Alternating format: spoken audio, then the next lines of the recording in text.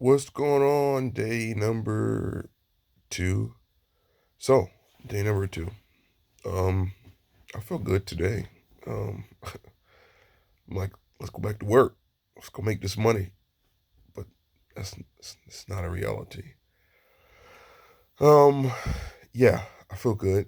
Um, I could say there's almost zero pain throughout my body, which is good because that lasted throughout the weekend. And that's what prompted me to actually go get the test was the pain, and the lack of smelling. um, I do get these on and off heat flash or chill. I'm either cold or I'm sweaty, so I'm still dealing with that. Diarrhea is just TMI, but I mean it's real. Has not subsided, but because I haven't really been eating too much, like I contemplated eating a massive dinner last night because I was starving, but I opted not to, and I ate some applesauce and some pistachios. Um, and I think that was probably the best option because it was very gentle on my system. And I drank some apple juice and some tea with some lemon and just stuff like that, and which was good. Um, I'll try to make some soup or get some kind of soup today. But other than that, oh, anosmia. Anosmia, I think that's how it's pronounced, is the lack of loss of smell. I wouldn't want that as a disability or as an ongoing thing, not being able to smell. Like I was able to clean with bleach, and it's dangerous because if somebody handed me a glass of bleach, I could drink it until it got to my mouth and I tasted it, but I cannot smell anything. It's like a 100% loss of smell, and which I keep mentioning it because for me that's just scary. Smell is what gets me through life. Like I'm a goddamn hound dog. Like I got to smell it first, and not being able to smell anything or distinguish one thing from the next is bad. It's bad for me. It's bad for others because I could be walking around here smelling like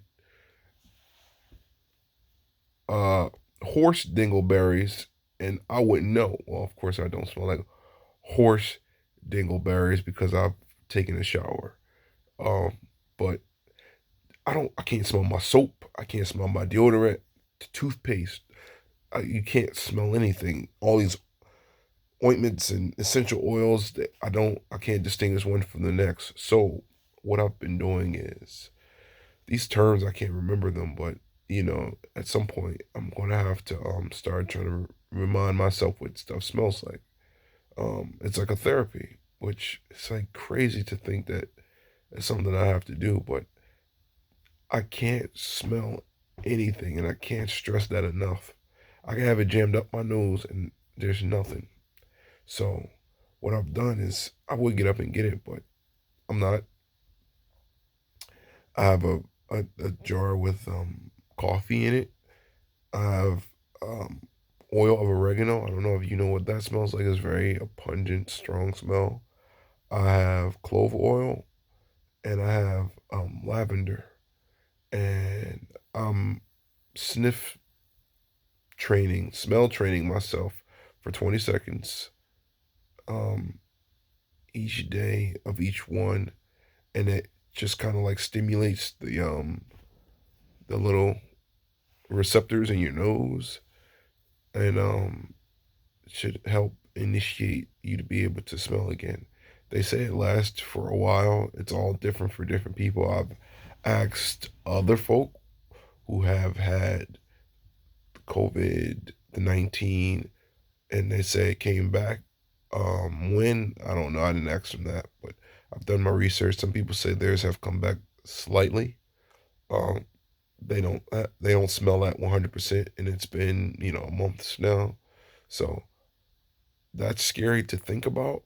I mean, like, say you go blind and then you get your vision back, but then you only see it at like a 75%. That's devastating. I wouldn't. I don't want that. I know life is what life is, and you make the best of it. But we take some of the small things so you know, just I breathe.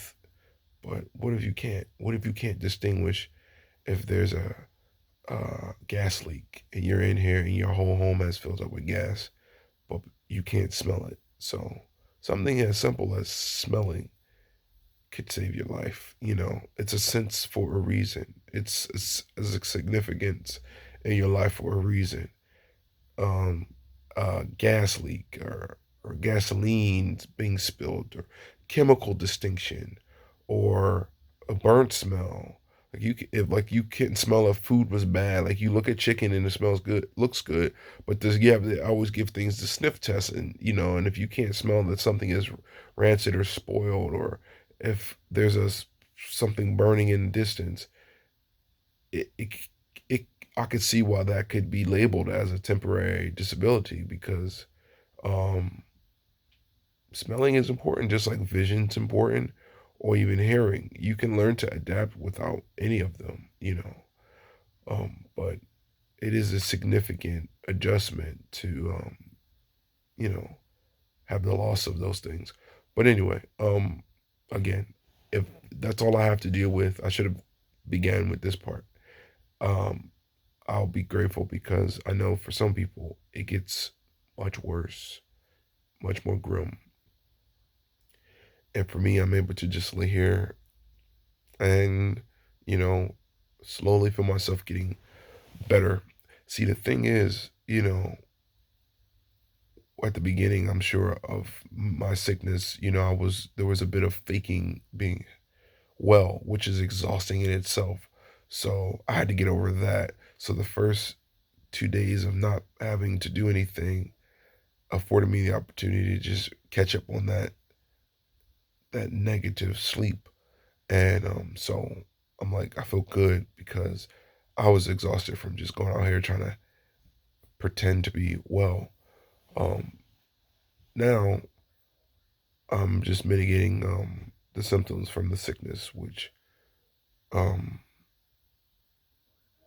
are ongoing. I mean, off and on. You know, the body aches. I thought that was going to come back, but last night my elbows were aching in my knee, but those seem to be fine. I got up a few minutes ago and completed my hygiene. Um, but the chill is a thing, and the sweats. Like if I concentrate on something too long, I break out a little chest sweat, and I don't know what that is, but you know, it's okay. I'll deal with it. Like I said, as long as I can breathe, my breathing is good, and the anosmia, the lack of smelling. Just if it come back, just come back, please. I want to know what lemon smell like. I've been drinking honey, lemon, and ginger and all that stuff, and I guess they say when you lose your taste too, but you really don't lose your taste. I read it's just that those two things are kind of connected. So your taste is diminished because it relies so much heavily on your smell. Like um, it's like a dimensional type of experience. You know, you smell it, you taste it, you smell it. They're like one and the same. So when one is compromised, the other one kind of suffers a bit. So food is really bland. I haven't really eaten any food other than some pretzel sticks, some applesauce, and some pistachios. I had some hummus too. Um, I had some hummus and I had some garlic spice stuff on it, and I was eating it the other day, and I had myself laughing because I said, "This probably," and I thought, "Let me put some honey on it." I was like, "This probably tastes like shit," but because I can't really judge, I was enjoying it because I was a little hungry. But I'm like, healthy me would have been like, "What the hell is this?" But you know, you tend to be a little off when you're sick. But anyway, I'm gonna go. Day number two is okay. It's still first thing in the morning, so you know. But I don't think things will get worse. I just think. this is a lesson for all of us to just keep yourself overall in good working order. So when things get tough, your body doesn't have to work through cholesterol issues or high blood issues and um, all of that stuff. There's some things you can't prevent. Diabetes, despite what people believe is preventable if you eat a good diet and you maintain a healthy weight. I don't struggle with diabetes, but I've been known to have blood pressure issues, so I have to keep an eye on that. But I just implore everybody, if you got this far into the video, just maintain your health, your mental health too, because I believe there's a lot of people out here who are mentally depressed, and you know who you are, who are willing to get sick and for the sake of just being sick. And I'm just a little concerned.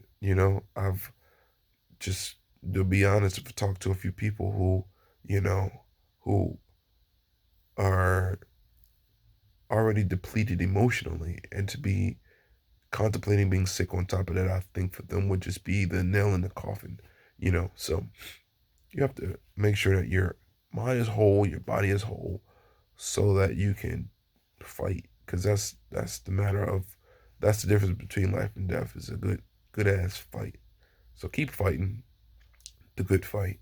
Pray for me, and I'll pray for you.